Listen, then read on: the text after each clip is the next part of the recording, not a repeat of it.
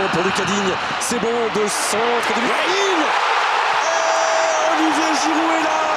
Le voilà, le renard des surfaces. Le voilà qui, sur un pas, sur une occasion, vient inscrire le 30e but de sa carrière en bleu et égaler ainsi Jean-Pierre Papin et Justo Fontaine. 1-0 pour les Bleus. Olivier Giroud. Et au départ, avec magnifique de Lemar. Ouais, avec Lemar et surtout le débordement de Lucas Digne, le centre parfait au premier poteau.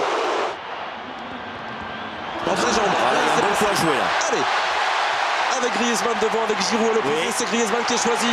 Oh, derrière, la frappe du pied gauche. Oh, ils sont gourmands. Hein. Ils sont gourmands. Magnifique. Jusqu'à Thomas Lemar. On a cru que ça n'irait pas jusqu'au bout, jusqu'à une frappe terminale. C'est allé jusqu'au dernier bonheur. Le pied gauche de Lemar. 2-0 pour les Bleus. Alors, on va dire qu'ils ont un peu régalé. Oui. On aurait pu penser qu'il y avait un petit excès de gourmandise sur cet enchaînement de passes, mais au final c'était magnifiquement bien joué par l'équipe de France et d'abord par Sidibé qui a parfaitement relancé cette talonnade d'Antoine Griezmann, et c'est là ensuite le bon petit ballon de Kylian Mbappé.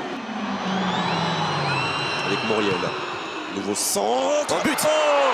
Personne ne la touche, ça rebondit, ça va finir sa course dans le petit filet opposé. D'Hugo Lloris. Et oui, 7 minutes après un but. Ces secondes qui suivent un but, toujours compliqué dans la concentration. Et alors, Non, personne.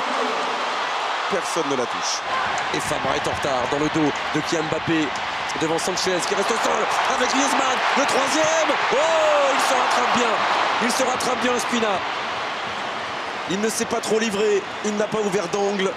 Et il a pu répondre à la tentative d'Antoine Griezmann. alors qu'est-ce qu'il va nous faire, Sames Rodriguez? Il va le frapper, ça c'est sûr. Oui, mais Va-t-il aller est-ce qu'il va chercher le frapper à direct ou pas? Parce que l'angle, il est loin d'être évident. Non, c'est un peu direct. Il va essayer de frapper direct. Il tente. Mais ça ne retombera pas assez vite. Et ça termine son vol au-dessus de la transversale. Et c'est lui qui va faire le pressing. Encore une fois. Dans les pieds de Varane. Muriel, cette fois-ci le décisif. Hugo Lloris vient s'opposer à la frappe de l'attaquant du FC Séville. On n'y est pas. Non. On n'y est pas sur cette deuxième période là, côté français, que ce soit offensivement, il n'y a plus le dynamisme, défensivement, on n'est plus aussi concentré. Attention Carlos Sanchez, parce que ça c'est un bon ballon qui casse les lignes.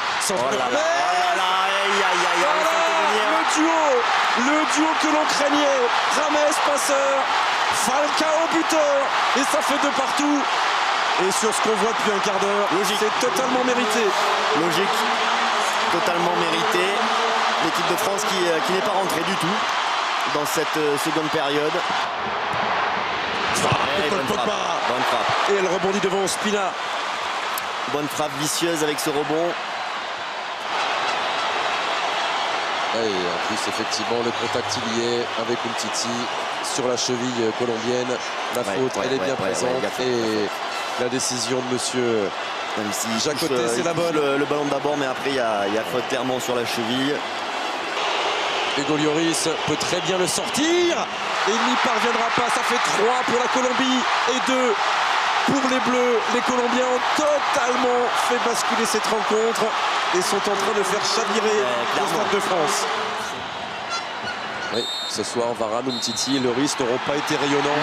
Et les Français ont laissé filer cette victoire qui leur tendait les bras après une première période de très grande qualité. On va retenir les 2 parties de match, parce que dans un match, il faut retenir les 90 minutes.